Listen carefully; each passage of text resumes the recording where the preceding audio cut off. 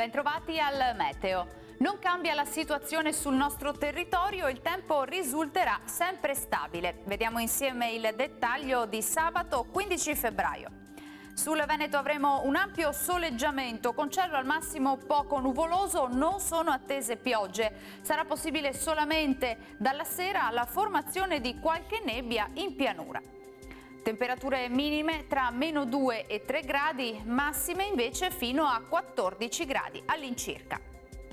Situazione simile anche sul Friuli Venezia Giulia, sole prevalente, tuttavia con qualche addensamento ma innocuo sulle zone costiere.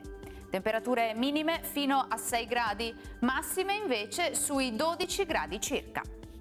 Uno sguardo infine al Trentino Alto Adige, dove anche qui sarà bel tempo con cielo al massimo velato.